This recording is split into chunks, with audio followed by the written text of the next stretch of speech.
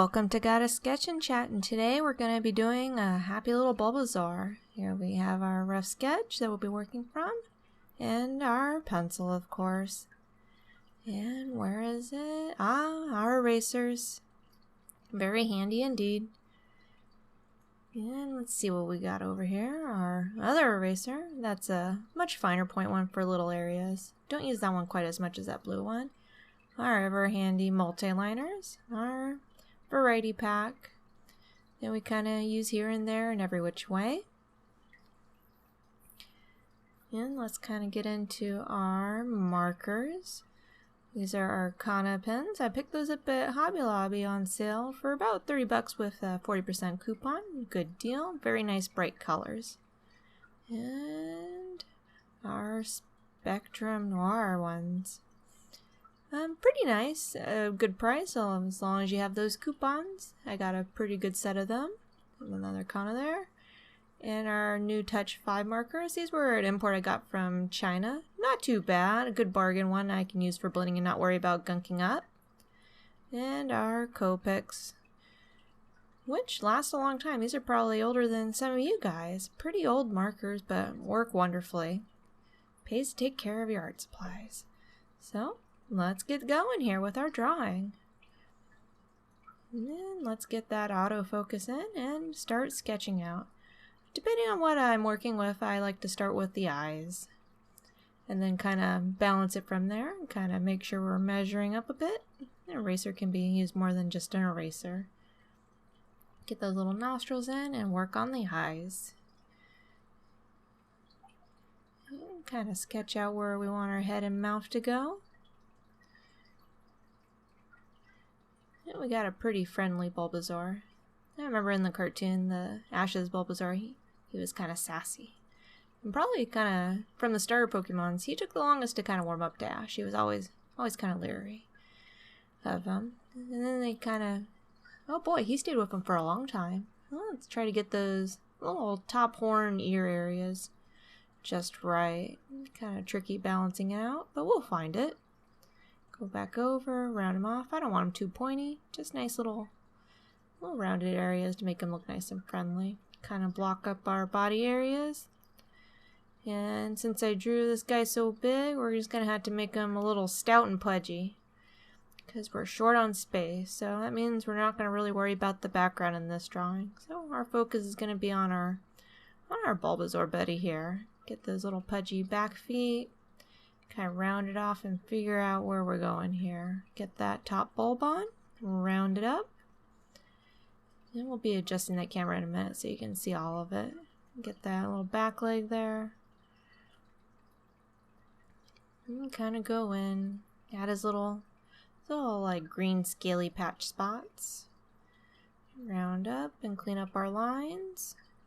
So when we pin it, it'll look a bit better there. Fix up the alignment of our toes. Make sure they line up just about right. And kind of get his petals on that bulb sketched in and rounded off. Let's see. Keep going in with our eraser. Do adjustments here and there. And let's get in with that pen. So far, so good. So let's start with the eyes once again. And just kind of do a quick little pen work here. Get the little nostrils around the head. Try to get that shape all in one go. We don't want to go back over it, just one nice solid movement. And the mouth's going to be a little trickier though. Yeah, not too bad. And his mouth and his little teeth. Let's get that lower half of his body. And that leg. There we go. And those little toes. Back leg and round it. Toe, toe, toe. And let's get the petals there for his bulb. There we go. And that back one. And those little scaly patches there. I like to think that all the Bulbasaurs kind of have like a unique pattern, so we kind of put those in random spots. There we go. Well, I remember one really sad episode. It was like a mayor of one town. He abandoned his baby Bulbasaur. and it grew into a giant one. And yeah, it was a really sad episode. Well, our Bulbasaur's pretty happy here. Let's get those little toes and try to figure them out there. Not too bad.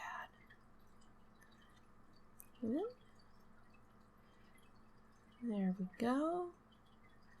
Try to get those last little spots there before we start coloring, and there we go. Let's start with the eyes. Bulbasaur's kind of have like a maroon, deep red eye there. We're going to have ours be a little brighter. He's a friendly fellow. We'll give him nice bright eyes. Come in with the mouth. Started with the lighter color. And then we'll move in with the darker one there. There we go. Get the other little corner of the mouth. A little more black than I wanted, but that's alright. And let's do those scaly patches. A nice green there. We gotta be careful with that marker. It does like to bleed a little bit. So we're just gonna be mindful as we fill in our areas. Kind of let the ink settle as it will. That's not too bad at all. Just takes a little practice. We have a nice simple drawing going on here. Filling in all our little color spots. And let's do our lighter areas. Kind of fill up the tip of the ear, another tip of his ear, or his horn, whatever. The sides of his legs, and the little eyelids. Go back over, make it a little bit stronger and round it up. Get the toes. Not too bad. And we're going to fill it in with that kind of a bit of a bluish green there. Not quite a turquoise, more of a green. That's the one thing about these alcohol-based markers. Big areas are fairly tricky and tiring to color in. That's what I get for drawing so big. And believe it or not, the rough sketch was probably almost twice as big as this one. Just love to draw the really big pictures.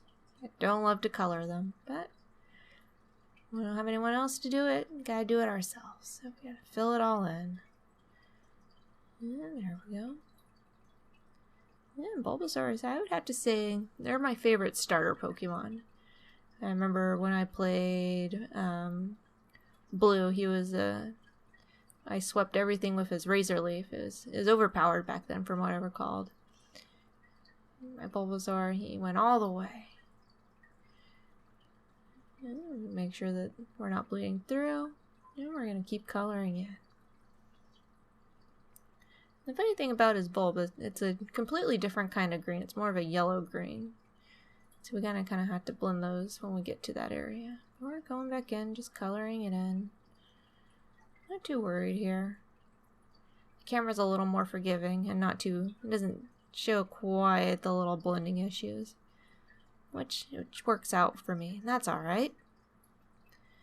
Go back in, color, color, color.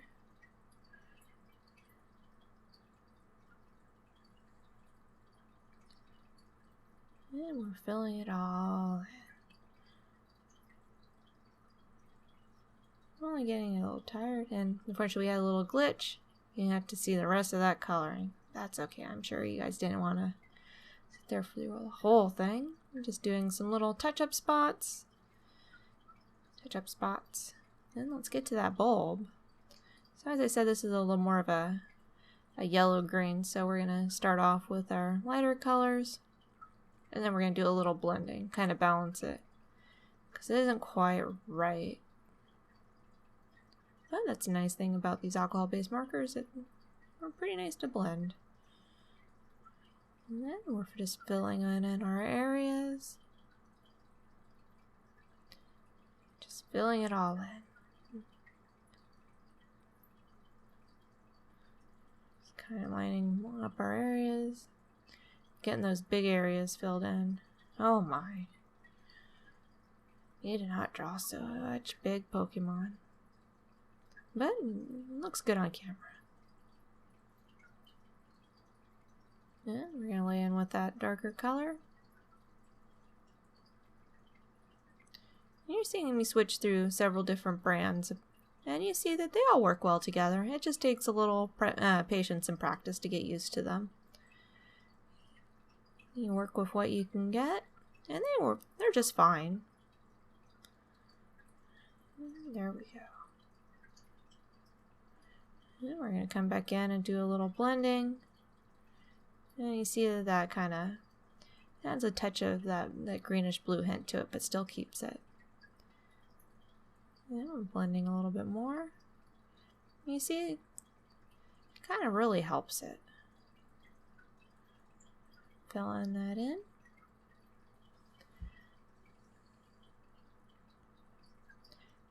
And it's okay if it kind of does a little bit of that ink color separation. Kind of gives it a fun texture. I personally always like that with mixing the different types of alcohol-based markers. A lot of people don't like it, but yeah, it makes it stand out. It kind of warms it up. And we're just kind of filling in those last little areas. Zoop.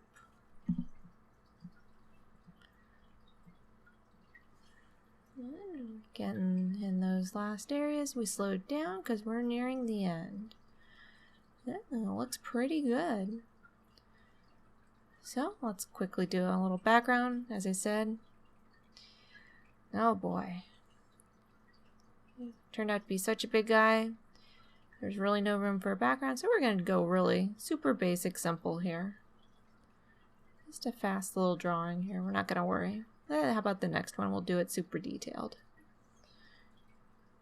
Yeah, we're just going to kind of have a nice sky blue backdrop and just fill in our areas. Yeah, I've been using those Touchfive markers to fill in the large areas because we're not too concerned if we use those up. Those are pretty cheap to replace. I'd say about 35 cents each that I spent on them. So a really good deal. Much better than a $5 to $7 Copic. And I think the colors are pretty nice. Not quite as good for the blending, but yeah, I can't complain too much. There we go. Yeah, we're just kind of putting in our last touch. And let's put our title there. We're just gonna finish it up here. That was just our fast little sketch of a great big Bulbasaur here. My personal favorite starter Pokemon. And I hope you guys enjoyed it also. As we finish writing in his name here. And there we go. And once again, this was Gotta Sketch and Chat. And it's me, Nighthill. So please feel free to leave a comment if you want a certain Pokemon drawn. Yeah. Or if you want me to visit different ones, mix them up any which way. Like and subscribe, and I hope to see you guys next time. Thank you very much, and have a good day.